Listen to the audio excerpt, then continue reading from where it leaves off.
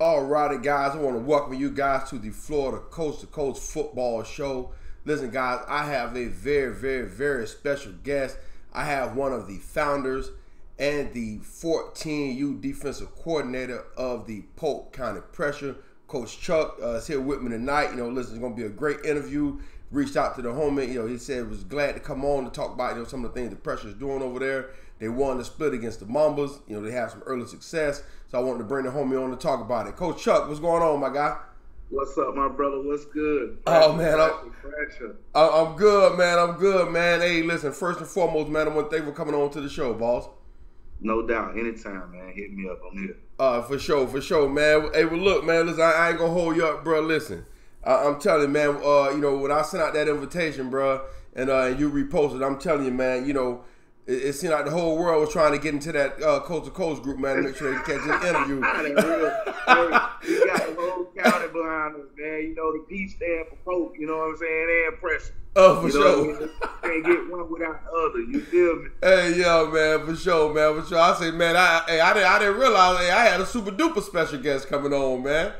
Oh yeah, man. Hey, I showed the whole county love. They gonna show it back, man. And everybody love the Pressure, so we putting on for our county, man. We gonna represent. Hey, that's what's up, man. That's what's up, man. Hey, listen to everybody out there watching. If you guys just share the video, man, make sure everybody can tune in, to watch this interview, man. I want to make sure that we get good viewership, man. Those guys doing a great job of it. That needs to be acknowledged, man. So, hey, Coach Chuck, man. First off, man, how did the Pressure come together, boss? Man, we just a lot of people that don't know, it was Raiders and the Polk County Chiefs. Okay. Right? But we probably like 5 minutes down the road. All they coaches, we all homeboys and vice versa for cheerleading and football. So we competing against for the same kids and against each other. And some of the missing pieces been on that side or on opposite sides. Okay. We done won 2 Super Bowls in 2 consecutive years in separate organizations. So what we did was like, hey, look, let's eliminate the fight. Let's show unity, bring our community together, and stop being so small-minded. If we put this thing together, we could do something real big, and that's what we're doing right now. Hey, that's what's up, man. Hey, listen, I'm gonna tell you, man. Secretly, that name, the Polk County Pressure, man. Listen, hey, bro, listen, hey, y'all hit a single with that one, man. Hey, that's one of my actually favorite names of a youth football organization, man. And y'all came up with a good one there, boss. Oh yeah, hey, pressure getting applied either way. Either you applied it or it's getting applied to you. You know what I mean? Somehow, some way. Somehow, some way, and I guarantee we gonna bring it. Hey, for sure, man. For sure, man. Yes, sir. Hey, yes, so sir. Listen, whenever you're starting a new organization, there's always going to be some obstacles. What would you say is the largest obstacle that you guys have had to overcome, getting this thing, up and going? Man, it's just like, honestly, this thing about the kids, right? But the adults always get in the way, right? Okay. 100%. So, like, once you get past that layer of the bull crap and people put their egos aside, I want to be this, I want to be that, and we just want to be here for the kids, right? Yeah. Then all the rest of it is like a no-brainer. Let's work it out. So that's the main thing. But other than that, man, it's been smooth sailing. Kids buying in, the adults buying in, and everybody buying in. So we all pulling in the same direction.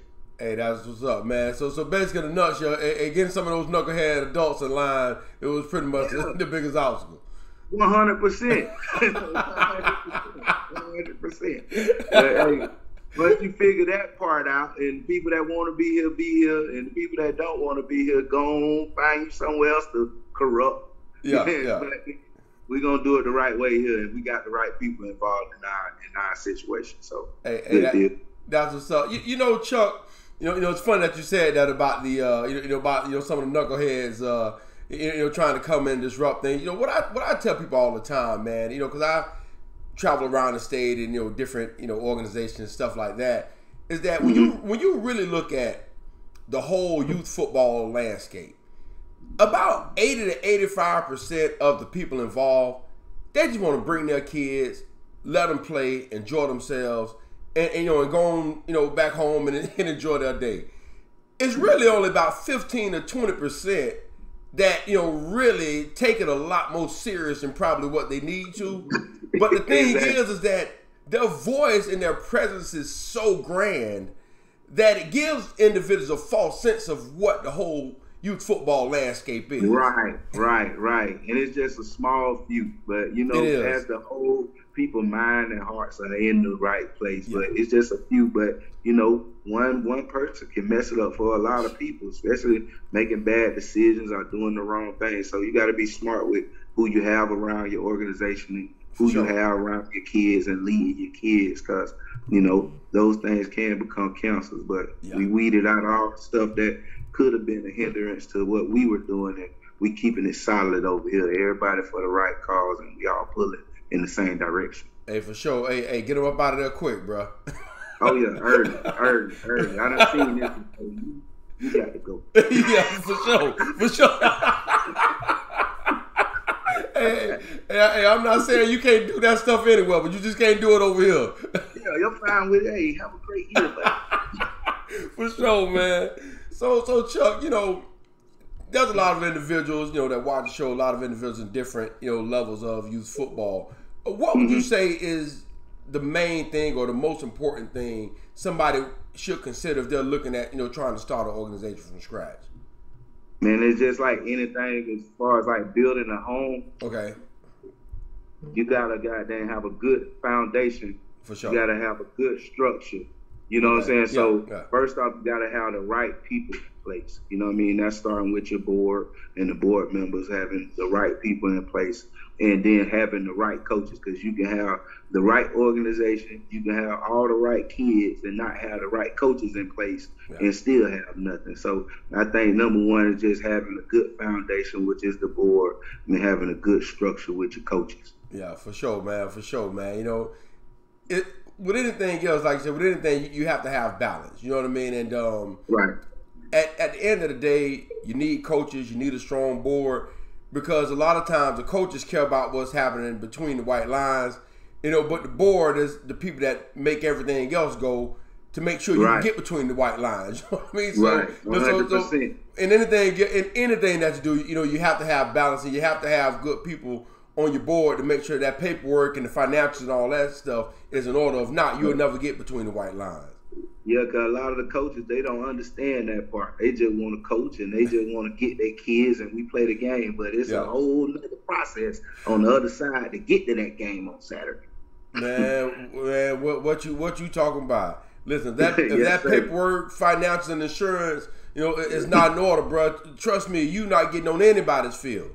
At all, 100%. So that's what I would say be number one, like that, just having the right people in place on both sides, behind the scenes and on the field. Yeah, for sure, man. Hey, well listen, I've heard a lot of, good things about the press. You guys, came over to the Coast to Coast event in the preseason, man. You guys had a great showing, world-class organization. Thank you guys, for your participation. I really do, appreciate that, man. But, just in your words, what would you say is the long-term vision, for the Polk County Pressure?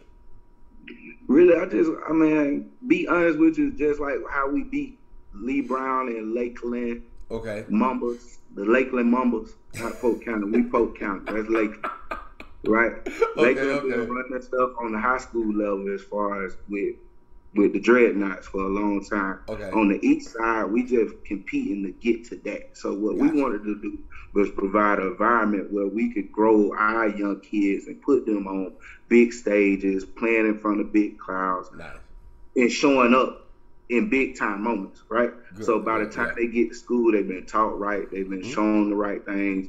So it's time to push them to the next level and get these kids out of the hood, get them guys getting scholarships going on in their life, getting degrees. If they make it to the NFL, that's a plus. But getting out of here, getting a degree, and seeing that it's bigger than just what's in your city or what's in your county. For sure, man. Hey, that's what's up, man. Great answer, man. Great answer. Listen, so considering that, you guys over with the Pressure and the Mamas are both, first-year organizations. But, your first-year organization is pretty much in name only. You guys have been around, this youth football landscape, for a while. How important, was it to have a good showing, versus the Mamas? Because, they came in the offseason, with a lot of fanfare, man. You guys were, quietly putting the pieces, together over there at, at the pressure. So how important was it for you guys to have a good showing against the Mamas, man? Man, Lee is Don King, man. That man can sell it. He gonna sell it. He gonna get the hype. That's what he did with us, and that's my guy, 100%. That's my guy too, man. Lee, my dog. You got to build that, and he did a great job of just starting from scratch and even being able to compete like they did. Because just like people say, CFAA and Osceola, they put together two powerhouse teams to become one. We did the same thing. Yeah. Quietly under the radar, but people just didn't respect it on that level because they see one side as these guys doing that. But man, we quietly been doing the same thing, and we just want an opportunity to play against them guys. It's just like we from a small area, even though Polk County is real big, but per capita we can't just compete with like what Orlando can grab that many kids from certain areas. Miami can do that, but if we put all our pieces together and get away from driving 25 or 35 minutes and thinking that's far, we can compete against these same guys. So that's what we're trying to do. Yeah. So, I'm sure that, going into that game, man, what was the intensity like, that week leading up, to that Mambas, to that Mambas game? The Lakeland Mambas, yeah. So when we was